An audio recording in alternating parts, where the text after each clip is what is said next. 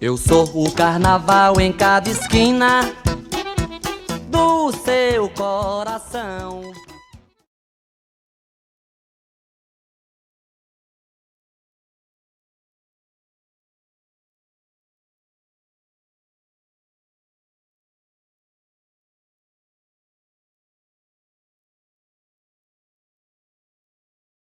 Programa passado, a gente teve a felicidade de ficar ouvindo essa graça que é a Ana Maria Magalhães. Hoje não, hoje vai ser uma coisa mais pesada e chata, que sou eu mesmo, uma palestra minha, que eu fiz numa intervenção no segundo Congresso de História Social da Bahia, organizado por Grimaldo Zacarias, Grimaldo Carneiro Zacarias. Eu gravo muito Grimaldo Zacarias, que é que organiza esse evento.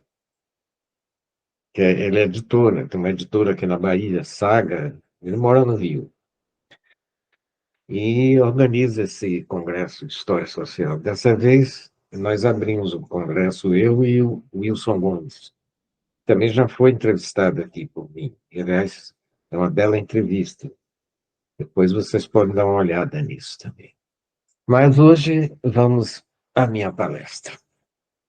Fui lá no Centro Cultural Manuel Quirino, ali na Praça Municipal, embaixo do prédio da Prefeitura, com uma bela vista para a Bahia de Todos os Santos. Até você olhando de cima, a cidade é engraçada, que um amigo meu fala assim, olha, você olhando daqui de cima, você vê os casarões lá da Cidade Baixa, né? Assim, Salvador não foi bombardeada numa guerra, mas parece que foi. A gente olha aqui, não tem nem telhado quase, tudo casarões arruinando. Aí eu falei com ele, falei, Salvador não foi bombardeada, mas Salvador teve cada prefeito, meu amigo, que é o equivalente a um bombardeio na Segunda Guerra Mundial, que se destrói essa cidade, continua destruindo hoje. Eu falo que... E agora com uma febre maluca de fazer, para tudo quanto é lugar, bota um viaduto. Em algumas cidades do mundo já estão começando a derrubar os viadutos, porque aquilo não é feito para gente, é feito para carro. Em todo caso, eu falo que eu nasci na cidade que se dizia de 365 igrejas e hoje a gente vive numa cidade que tem 365 viadutos, não é mais igrejas. Bom, mas vamos lá. Vamos à minha palestra, então.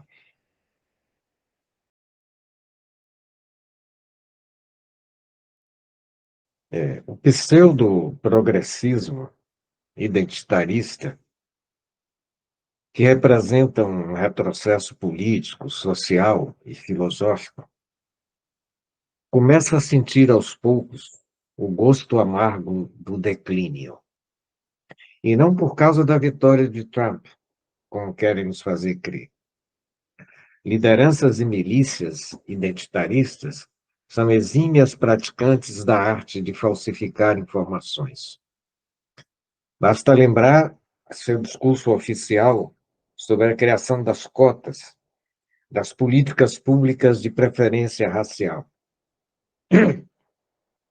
Eles falseiam os fatos para atribuir sua implantação a Kennedy, um presidente norte-americano democrata, progressista. Mas é mentira. Kennedy nunca determinou que melanina fosse critério.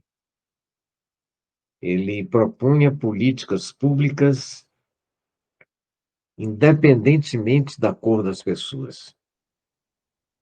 Quem instituiu a política de privilegiar os pretos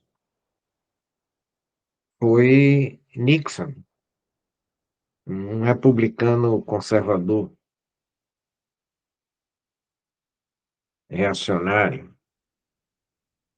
Mas o que acontece é que os identitaristas não gostam de ter Nixon como padrinho.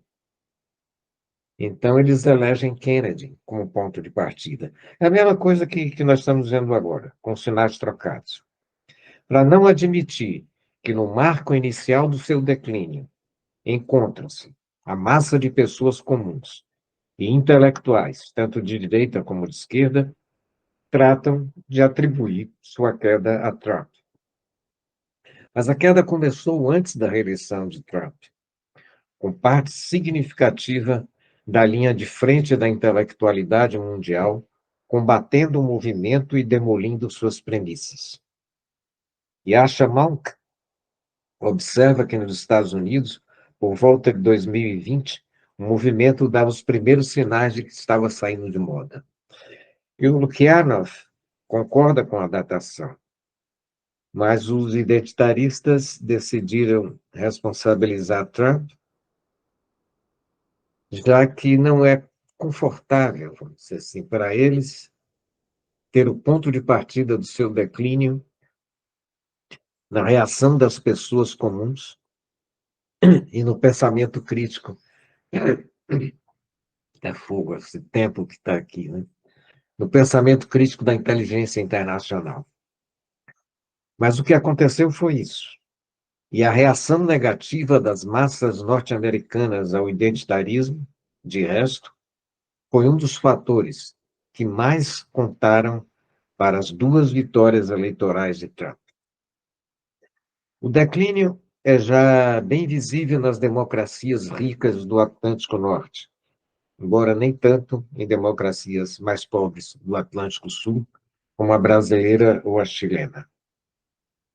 Mas os processos seguem semelhantes, no sentido de que tivemos e temos, também no Brasil, a atuação de intelectuais progressistas, somando-se à reação de pessoas comuns, com o pano de fundo da mais absoluta indiferença por parte da maioria de nossa população. Indiferença assinalada por diversos analistas que vêm se ocupando do assunto, a exemplo do antropólogo Mércio Gomes. Enquanto o identitarismo persiste poderoso nos meios universitários e midiáticos, ele passa simplesmente despercebido para a imensa maioria do povo brasileiro. É cria das universidades, atinge principalmente a academia e a mídia. O povo não conhece nem se interessa por seus conceitos. Tem mais o que fazer, na verdade, e vai cuidar da vida.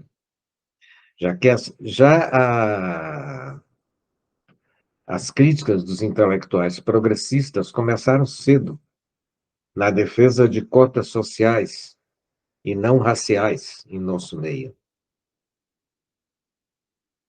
E no combate à leitura racialista da história e das realidades brasileiras. E críticas que prosseguem hoje cada vez mais numerosas. Um bom sinal desse início da degringolada do identitarismo entre nós está no seguinte: quando uma maré autoritária começa a refluir, afloram críticos e mais críticos dela brotando de uma hora para outra. Nós vimos isso quando a ditadura começou a cair.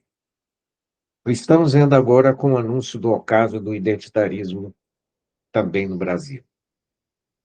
E quanto mais o fascismo expuser sintomas de fraqueza, mais fácil bater. Dentro de pouco tempo, vamos ver um bom número de gente que, depois de se manter omissa nos últimos 10 ou 15 anos, sairá a público para chutar o cachorro morto. Ao mesmo tempo, é preciso compreender duas coisas: o medo político-cultural e a questão da sobrevivência. O medo de ser taxado de racista num país que considera o racismo como o mais vergonhoso dos pecados. E o medo de ser cancelado.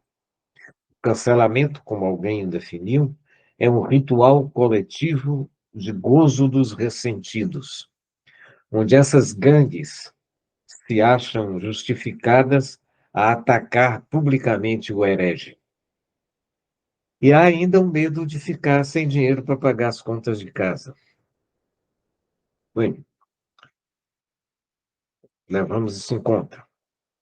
Mas o identitarismo declina, acima de tudo, porque, em seu grupocentrismo fragmentador, ele deu as costas ao conjunto da sociedade, deu as costas ao movimento real da vida social. O princípio é o seguinte: meu grupo contra o resto. E quem é o resto? Simples. O resto é a sociedade. O conjunto da sociedade como adversário ou inimigo do grupelho. Quer dizer, em vez de seduzir, encantar ou mobilizar a sociedade, o identitarismo, que a rejeita, não consegue sequer ser rejeitado por ela. E além de ser um fenômeno universitário, o movimento deu contribuição decisiva para a desmoralização pública da própria universidade brasileira. Mas, enfim, a guerra contra a sociedade é uma obsessão. Na cabeça deles, a sociedade, ou seu inesperado sinônimo, o sistema, só quer saber de oprimir os já oprimidos. Mas os identitaristas não ficam satisfeitos com isso. Além de apedrejar a sociedade, brigam entre si. A propósito, Wilson Gomes fala de um pôquer identitarista. Aspas. Wilson falando. Considere-se que a beligerância vertical entre o grupo oprimido e a sociedade pode-se sempre acrescentar uma belicosidade horizontal entre as diversas identidades oprimidas ou estigmatizadas. Afinal, no mundo identitário, agressividade é método e hostilidade é atitude padrão. E quando interesses colidem, é possível usar táticas identitárias uns contra os outros, mesmo no reino dos oprimidos. Fecha aspas. E aqui o pôquer identitário é jogado à vista de todos. A carta mulher ganha da carta homem, mas perde para a carta homem negro. Homem negro é a carta mais fraca do que mulher negra, a não ser que o homem seja pobre, a mulher rica. Trans ganha de hétero, e por aí vai. Assistimos ainda a disputas no quintal de uma mesma minoria oprimida. Pretos contra pretos, viados contra viados, com suas subdivisões arco-írisadas, mulheres contra mulheres.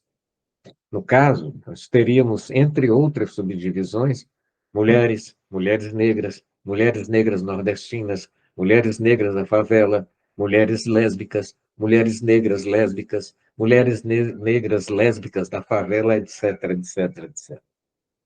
E assim, nós podemos falar de uma vocação autofágica como característica marcante do identitarismo. Identitaristas jamais teriam como dizer oprimidos do mundo inteiro, univos. Se tem uma palavra que eles riscaram do léxico, essa palavra é união. O que eles implantam são apartheids, num clima belígero, infernizando a vida de todo mundo.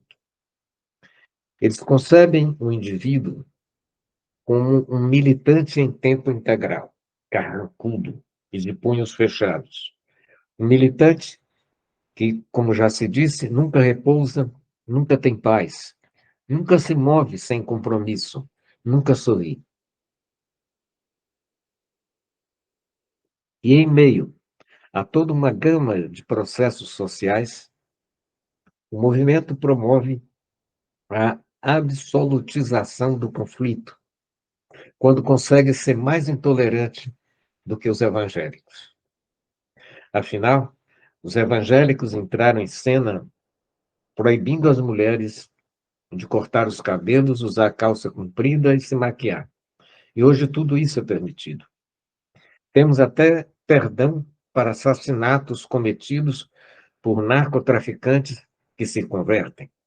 São os traficantes. Já no caso do identitarismo woke, qualquer flexibilização é inconcebível. E se fosse concebível, seria inaceitável. Nem a reeducação de supostos opressores tem dado certo.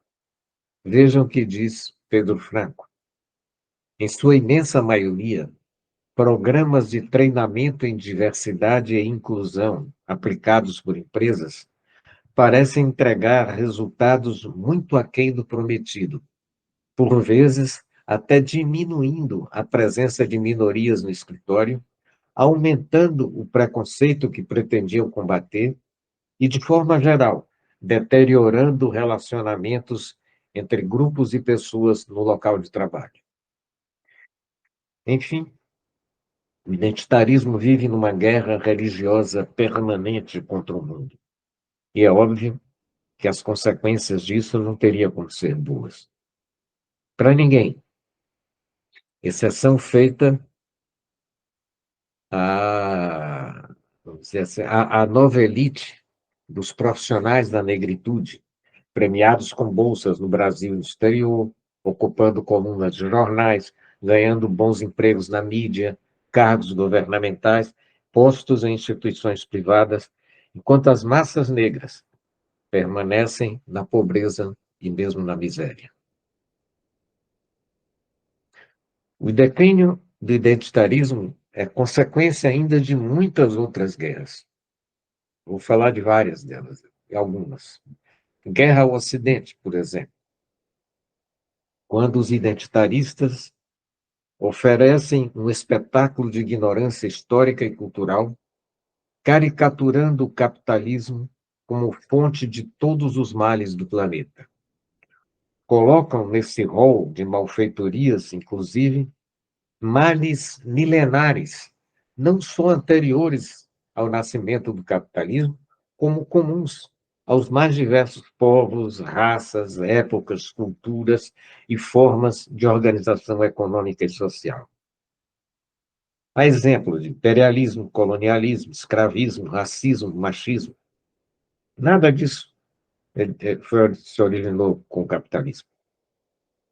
Quando se fala assim, é como se os árabes não tivessem criado o tráfico negreiro, escravizado milhões de africanos, de negros africanos. Como se não fosse milenar a escravidão na África Negra. Como se o imperialismo nipônico não tivesse existido. Como se não fosse um fato o racismo dos astecas contra os povos que dominavam. Como se as mulheres não sofressem o diabo no mundo muçulmano. Como se o colonialismo e o machismo não vigorassem na antiga China imperial. A coisa vai ao ponto de brancos serem responsabilizados agora até pela introdução da viadagem na África Negra, aliás, onde o homossexualismo é criminalizado nesse momento em diversos países. Agora, falam isso como se na África Negra não existissem, desde sempre, humanos homossexuais e deuses andrógenos, a exemplo dos orixás Logunedé e Oxumaré. Não só guerra aos silêncios, guerra também à nação. O nacionalismo negro é coisa antiga nos Estados Unidos. Remete a Cromwell, para quem os pretos formavam uma nação excluída dentro daquele país. E o identitarismo levou isso ao extremo. Não se trata mais de separatismo negro, mas da afirmação de que toda nação é uma fantasia perversa para manter os oprimidos anestesiados. Uma superentidade destinada a garantir a hegemonia branca. A verdade, dizem os pós-modernos, é que toda nação é feita de várias nações, a dominante e as dominadas. Nossos movimentos negros mimetizam os movimentos negros norte-americanos. E também aqui a nação se vê sob bombardeio. Um bombardeio político-ideológico com base em esquematismos e falsificações históricas. O objetivo é mostrar que não existe uma nação brasileira, mas um conjunto desconjuntado de nações dentro de uma mesma extensão territorial. O irônico é que tal fantasia vem à luz justamente no momento histórico em que a sociedade brasileira atingiu seu mais alto grau de integração cultural. E não há retorno possível. Não há como fazer com que descendentes de índios voltem a ser como os antigos tupinambás, porque eles já são também brancos, em pelo menos dois sentidos. São mestiços brasileiros, ou são personagens sincréticos. Falam português, circulam entre aldeia e cidade, produzem audiovisuais, usam celulares, ostentam diplomas universitários, etc. De resto, 63%. Vejam bem esse número. 63% de nossos índios não vivem nas terras indígenas já demarcadas. Eles preferem viver no meio ocidental. E ainda mais que os índios, brasileiros e ocidentais são os nossos pretos, não raro citando filósofos franceses e sociólogos norte-americanos. Eles podem cultivar a fantasia afrodiaspórica que quiserem, mas são brasileiros. Participaram ativa e criativamente da construção nacional. Participação que se intensificou sempre que escravos e ex-escravos abandonaram projetos coletivos de retorno à África, como no caso dos que aqui reinventaram suas formas religiosas. Quem quiser que se fantasie de africano, um ser mítico, inexistente no real histórico. Mesmo nigerianos atuais, de cujos antepassados descendem nossos nagôs, são hoje sacerdotes islâmicos ou fiéis do protestantismo que se irradiou da Alemanha com a reforma luterana ou calvinista. Enfim, é claro que é certo ampliar o ensino da história do nosso povo para falar de tupis e bantus, por exemplo. Outra coisa é imaginar que os índios, divididos em diversos grupos, culturas e línguas, ou os negros brasileiros, também marcados pela multiplicidade étnica e cultural, constituam uma nação. Não existe o índio em geral, nem o negro em geral. A generalização não passa de uma fantasia cômoda e taticamente eficaz na esfera política, mas fundamentalmente falsa em todas as outras dimensões da vida nacional. E é tarde demais para a gente abrir mão de nosso país. Mas há mais guerras. Guerra livre pesquisa científica, por exemplo, no âmbito da repulsa pós-moderna à racionalidade em geral.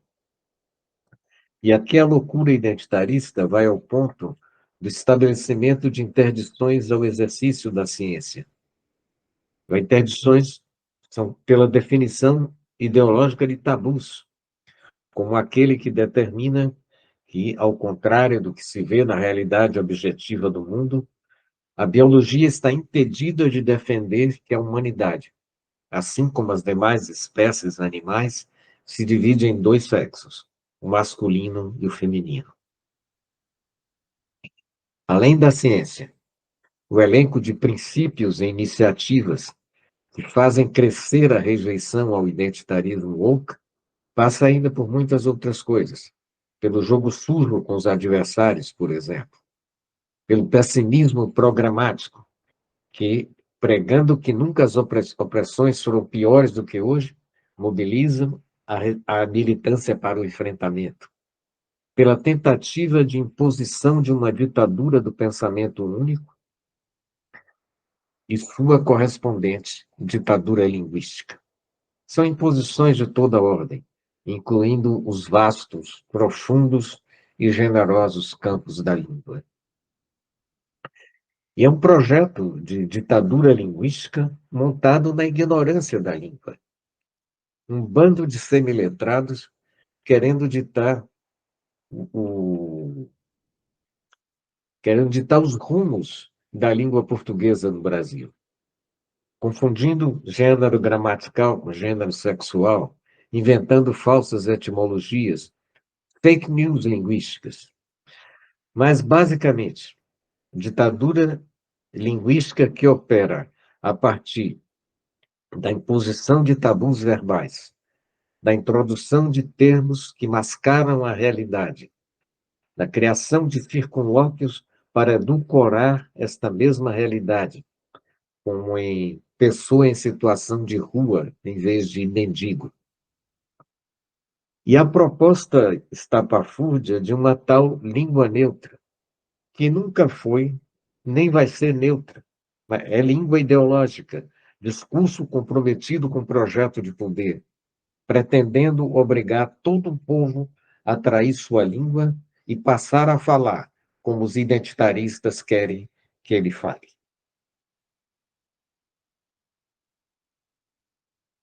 Outra frente identitarista de guerra à liberdade, à criatividade e à verdadeira diversidade está no enquadramento fascista-stalinista das artes e da cultura.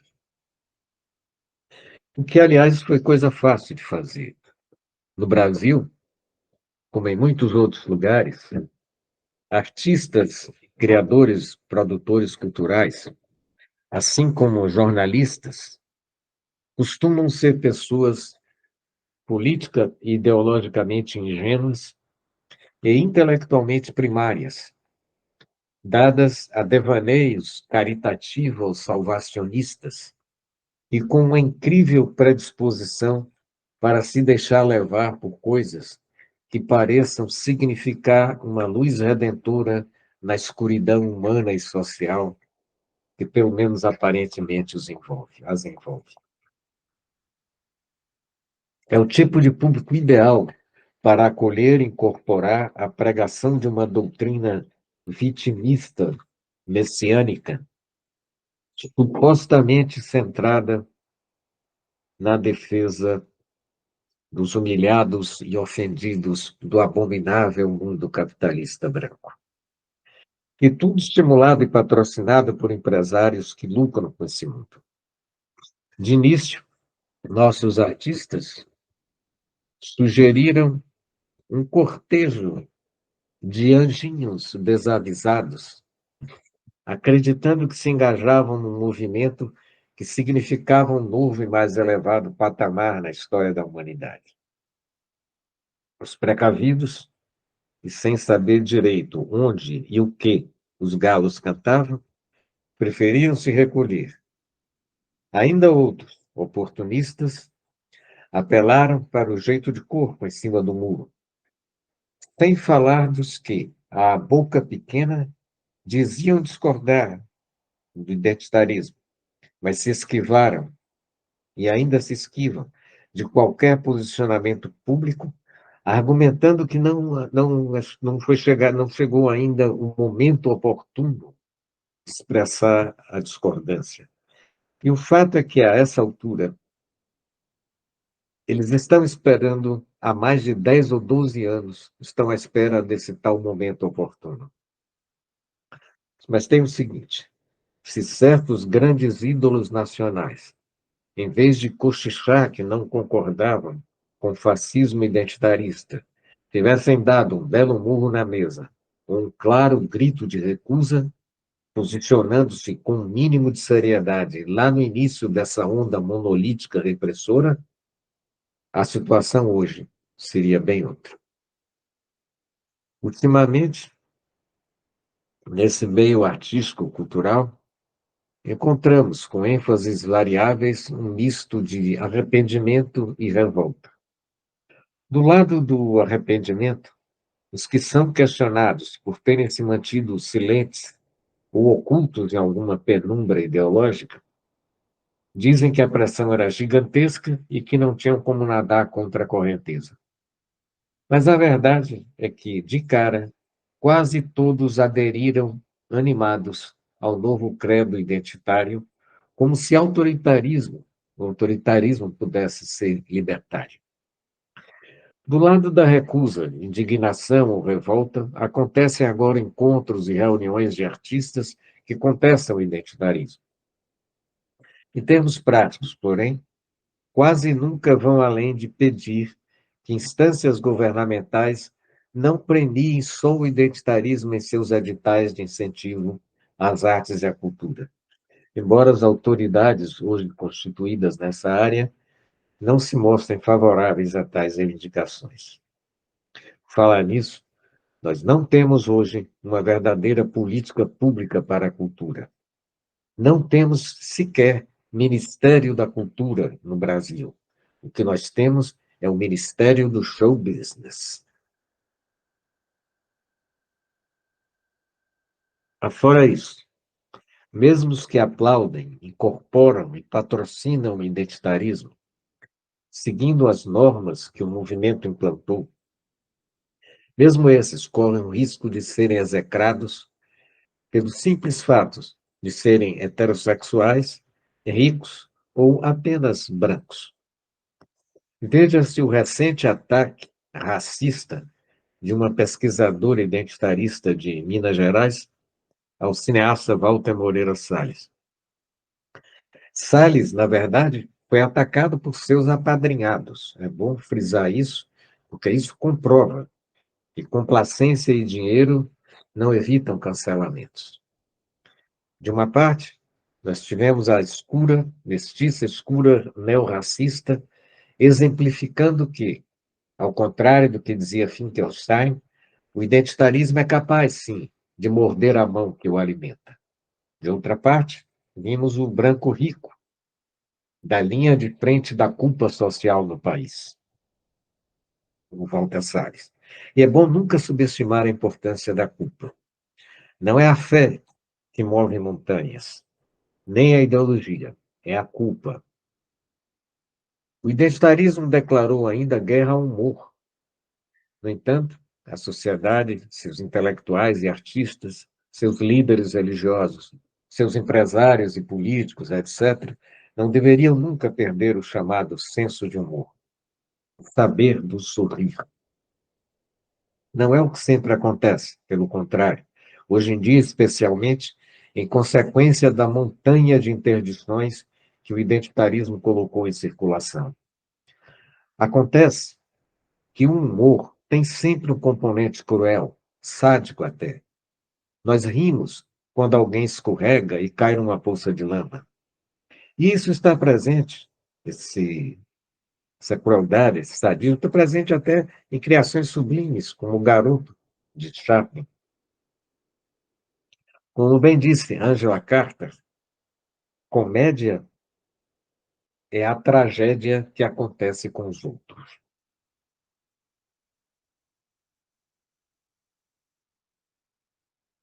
Mas no país ideal do identitarismo, não há lugar para a sátira, a comédia, a piada. Não há lugar para o humor. É a gargalheira identitarista contra a gargalhada geral. E ninguém, sob pena de ser preso, banido ou fuzilado, poderia rir da desgraça alheia, como tantas vezes fizemos com os irmãos Marx, ou em filmes da dupla O Gordo e o Magro. Vale dizer, nessa anti-utopia identitarista, não há lugar para Jerry Lewis, Monty Python, Os Trapalhões ou o Caceta e Planeta. A personalidade autoritária não tolera o riso solto, livre de algemas políticas ou ideológicas. O protofascista Platão expulsaria poetas de sua república. Os identitaristas expulsariam o humor. No entanto, diante do vasto rol de imbecilidades que dizem e fazem, é impossível conter o riso. E tudo isso vem corroendo gradualmente o movimento, com o concurso de outros tantos exageros e extremismos. Por exemplo, feministas vêm dizendo que não existe sexo heterossexual consentido, tudo é violação. O amor entre um homem e uma mulher é um ilustre desconhecido.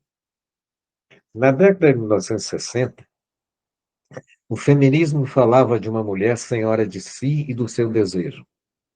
Já para as neofeministas de hoje, as fanáticas stalinistas, como as define Camille Paglia, para essas neofeministas, nós vivemos numa sociedade tão pesadamente patriarcal que toda relação heterossexual significa violência. Tudo é estupro. Celebre-se, então, o lesbianismo. E isso ainda não é nada. Feministas francesas, acreditando que são cientistas, afirmam que as mulheres são menores do que os homens porque, desde os tempos paleolíticos, elas foram privadas das proteínas indispensáveis ao crescimento, privadas de carne. Os homens teriam monopolizado o consumo da carne, e a proibição nutricional fez com que as fêmeas ficassem mais baixinhas. Parece brincadeira, mas essa é a tese da antropóloga Priscilla Turrelli, por exemplo. Diante de tal absurdo, o filósofo Pascal Bruckner disse que essas feministas tinham descoberto a existência de um patriarcado do bife, um patriarcado do steak. Será que essas estudiosas nunca leram um livro de biologia? Nunca pararam para reparar na diferença dos tamanhos de machos e fêmeas entre outros primatas, como os gorilas? Ou será que imaginam que existem machos brancos eurocêntricos também entre os chimpanzés? Prossigamos. No Brasil, especificamente, movimentos negros se guiaram por uma dupla estupidez. Num país maioritariamente mestiço, declararam guerra à mestiçagem. E num país maioritariamente cristão, declararam guerra ao cristianismo. Pregam o fechamento do candomblé em si mesmo, quando historicamente o candomblé só se afirmou a partir de sua abertura para a sociedade envolvente. Já no século XVII, Gregório de Matos falava da significativa presença de brancos em cerimônias e rituais de extração negro-africana. Nos séculos XVIII e XIX, são muitas as notícias que nos falam desses lugares de culto, como o calundu da angolana branca, flagrado pela Inquisição, o da também angolana Luzia Pinta, em Sabará, Minas Gerais, o calundu jeje de Cachoeira do Paraguaçu, na Bahia. Em todos esses espaços, as práticas mágico-religiosas estiveram abertas à participação e à integração de todas as correntes etnoculturais que então se misturavam na configuração do Brasil. A propósito, o antropólogo Renato da Silveira escreveu, aspas, desde o século XVII, o saber tradicional afro-ameríndio já beneficiava muitos habitantes das cidades nas horas mais difíceis, inclusive numerosos membros da elite branca que não encontravam, na medicina oficial, alívio para certas dores. Foi dessa maneira que alguns brancos poderosos vieram a ser protetores de candomblés. Fecha aspas. No século XX, os processos se intensificam. Nós tivemos, na década de 1930, uma conjuntura decisiva no processo de afirmação nacional das manifestações religiosas brasileiras de base, origem, raiz ou extração negro-africana. O assunto foi muito bem estudado por Vivaldo da Costa Lima, antropólogo e ministro de Xangô do Axé do Opoa-Fonjá. Vivaldo diz: os candomblés cresciam em número e afirmavam-se com a apropriação de valores da sociedade inclusiva. Capitalizavam-se, compravam terrenos nos limites do centro urbano, construíam terreiros que se tornariam centros comunitários, criavam-se sociedades dentro dos terreiros com diretorias executivas que se encarregavam das relações efetivas de cada grupo com o sistema de poder do Estado e, sobretudo, estendiam a rede do parentesco ritual para além das fronteiras étnicas e de classe. Personalidades fortes do candomblé nessa época, como o Babalaô, o Geladê e a Lorixá, o Babi, foram, juntamente com Jorge Amado e Edson Carneiro, peças fundamentais para o estabelecimento de conexões pioneiras entre os terreiros e o mundo artístico-intelectual, com repercussões profundas e duradouras na vida brasileira. Enfim, a década de 1930 assentou bases sólidas para a projeção da cultura negro-mestiça no Brasil, pelo fortalecimento e expansão dos terreiros, pelo fascínio que esses terreiros exerceram sobre artistas e intelectuais, e pelo jogo de cintura diante do poder. Por esse caminho, o candomblé se impôs. E isto foi fundamental para a socialização de seus signos. Como se sabe, a legibilidade das configurações e dos produtos culturais não é algo que seja dado de antemão, nem de forma definitiva. É necessário organizar socialmente a leitura, a decodificação dessas estruturas e de suas mensagens. E isso foi feito. Aconteceu o processo de organização da inteligibilidade das formas e das práticas do candomblé no país. Mas isso só se tornou possível graças à abertura dos terreiros à sociedade envolvente. O fechamento não teria produzido nada disso. E não é inteligente hoje, com o candomblé numa conjuntura de crise, perdendo fiéis diariamente para cultos evangélicos, que se pregue o fechamento, o apartheid religioso.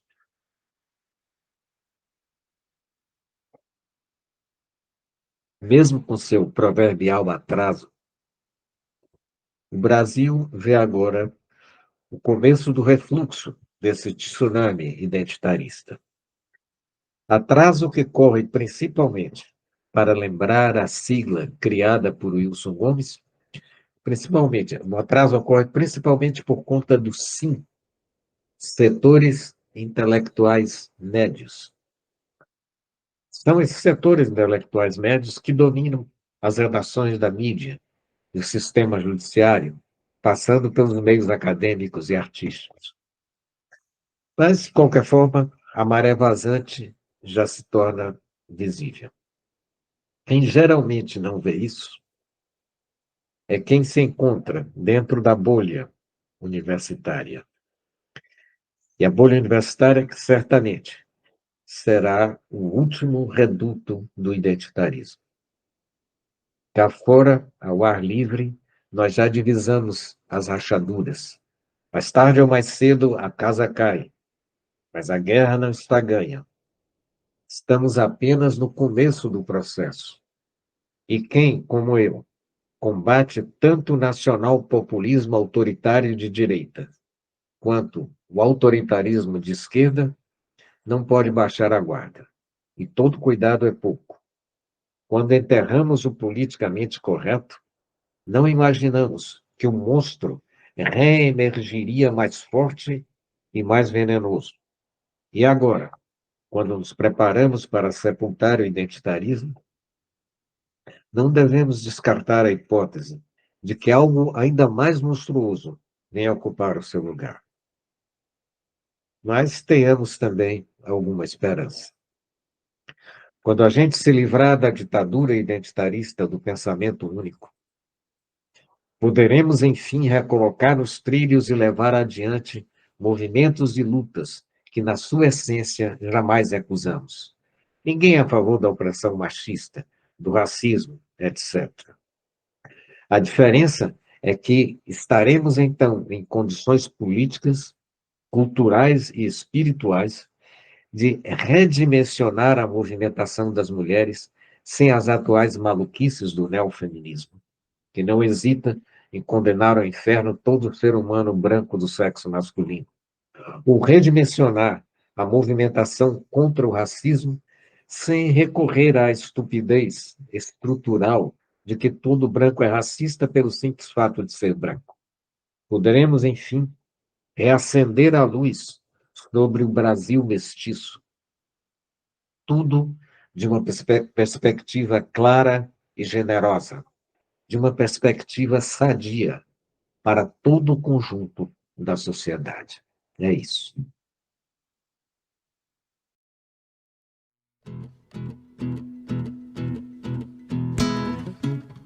Ok, ok, ok, aru alacoro, oxotocan, xoxô. Ok, ok, ok, ok, aru alacoro, oxotocan, xoxô.